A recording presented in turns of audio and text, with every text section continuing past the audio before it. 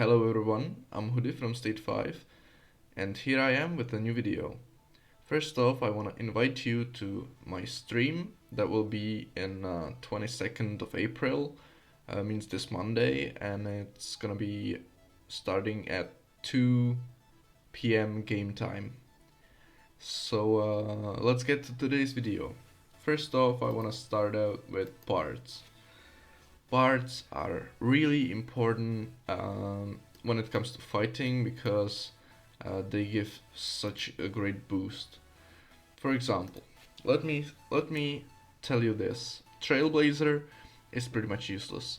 Uh, the only thing it does is that it increases the amounts of gathered resources and increases the speed, which will help you a lot in Monday, of course, but like not everyone can get rank 1 reward, and other than that you just need to collect the tier 9 box and you can do it even without Trailblazers. So that's Trailblazers. Then there is Dreadnought, Ranger and Phantom. All of them boost one kind of troops. For example, Dreadnought strengthen fighters, Ranger shooters, and Phantom vehicles. They are pretty much the same, so I'm gonna be going over only one of them, because the others do the same thing except for the different kind of troops, right? So they give 60% of might and resistance in all parts.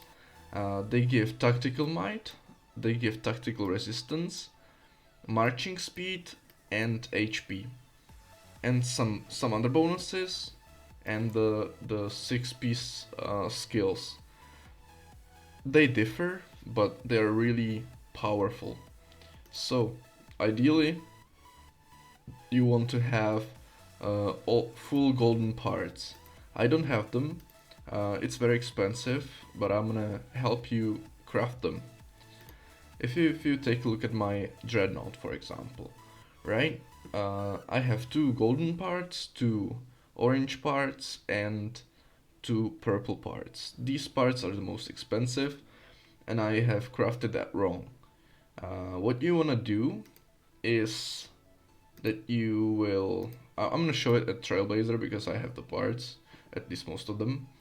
So these 2 are the most expensive ones, always.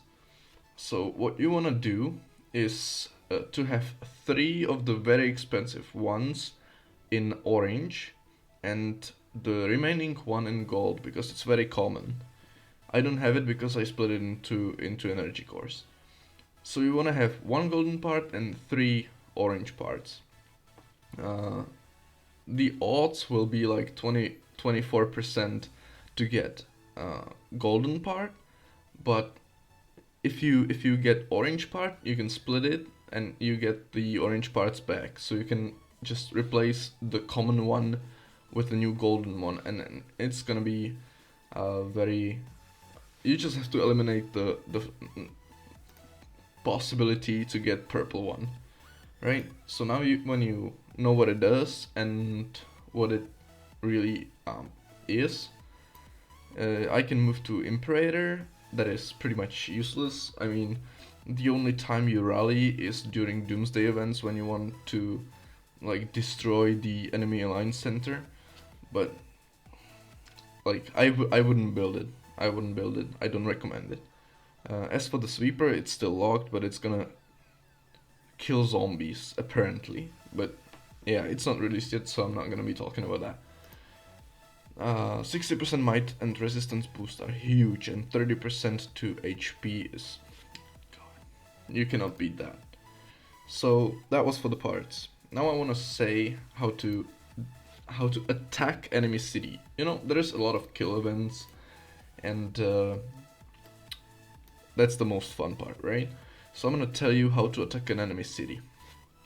Let's say, for example, Hoodie Farm 3 here will be my enemy, right? So what you wanna do is to teleport on the right of the city. I will explain very soon why. Teleport in, send out a formation filled with vehicles, for example, this one, because the travel time is only 2 seconds, and it can be lowered by building a building, I believe. Yeah, a building that increases your march speed. There's something in technology, and if you have the presidential buff, then it's another 100%. So you're gonna send out the vehicle, you're gonna hit him in 2 seconds, hit it, I'm sorry, and that's it. You just gotta teleport away, right? So it won't hit you back. Now, if you teleport to the left of the city, as I was saying earlier, uh, I'll show you some precious fact. If you open the map and you have this logo like activated, you actually wouldn't be able to attack the city if it was right here. Like the screen would be like this. I cannot teleport close to it because there is level 12 forest and I don't have the troop immunity, right? So you wouldn't be able to attack the city. So that's why you always teleport to the right. There is another way how to attack an enemy city, and that's that you teleport off the screen, for example here. So you see that it's not in a field of vision of Hoodie Farm 3. You're gonna choose, for example, fighters here, right? A full fighter formation. The travel time is 32 seconds, but you don't care because he does not see you. And activate some speed ups. Like you spam it and the hit is instant. I don't want to teleport my farm away, so what I'll do is use a March recall. Only for the farm doesn't have diamonds, so I wouldn't be able to teleport it back. So now when you know how to attack the city, I'm gonna say one bonus thing is that if you press more here and you already researched mark in your tech tree, then you can mark it, boom, and then you have 15% damage and resistance boost. So, and the mark is not visible for the enemy, right?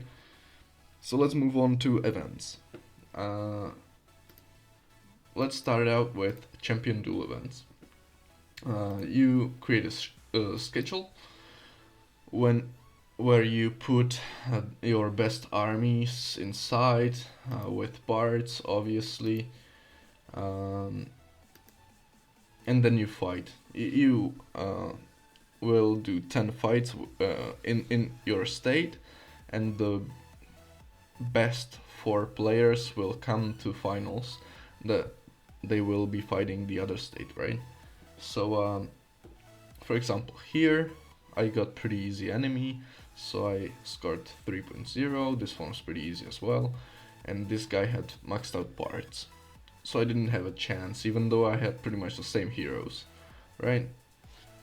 The champion duels are not only about heroes and parts. The champion duels are about counters as well.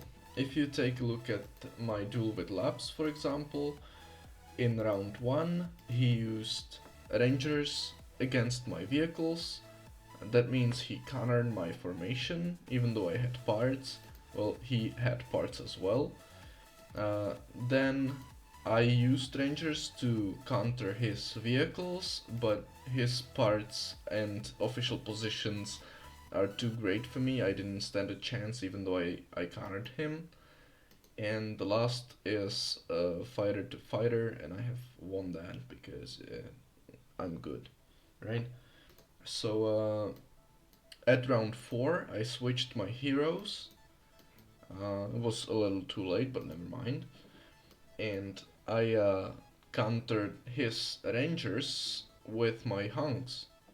And what it did is that I won, even though I have like least bonuses.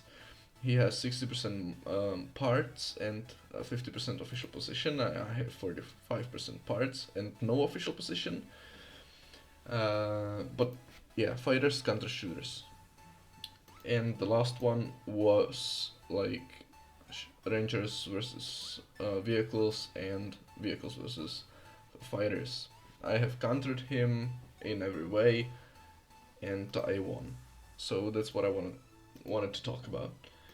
Next up, we have Zombie Siege event. The event is very simple. You have to create a hive with your alliance. Hive is this, for example, city, city, city, city, city, city. You know, next to one another. The zombies are released. They will attack each city. Once the city didn't make a good defense, starts to burn. What the city should do is send reinforcements to cities that are not burning. That way you can score the most points. But the rewards for the zombie siege event are pretty shit, so I wouldn't recommend it. Recommend like taking care of that event. Uh, the last thing I wanna talk about is launch center. You requested the battle for launch center many times, so here it is. For not populated states is what we use because our population is like 200 players. So you teleport close to launch center. You send out a formation full of vehicles, at least 300,000 troops. It's gonna start a timer when it gets there for 4 hours, and you teleport away. The timer won't disappear. Once the enemies will invade your state and try to take it, they can use only one speed up. That said, you will have at least 3 minutes, 2 or 3 minutes, to actually fight back. So he or she teleports in, sends an APC to the launch center. You're gonna teleport next to the enemy and kill it. The city will disappear and the attack won't work. So the timer will continue. That's for the low populated states.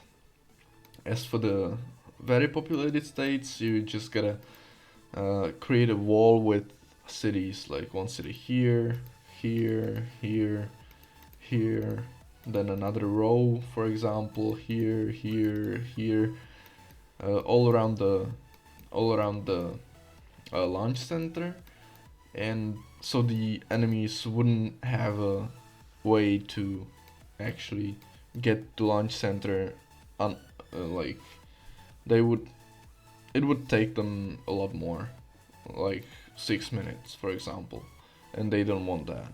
So they will probably use missiles to get your cities out of the way and then teleport in. But you know, these are the two strategies for the launch center. You just gotta fight, man. You're just gonna kill enemy cities. That's what it is all about. And at the very end of the video, I wanna do a little shout out to my friend Opto. He has very nice bass, even slightly stronger than me, and he's making videos a little different than I do.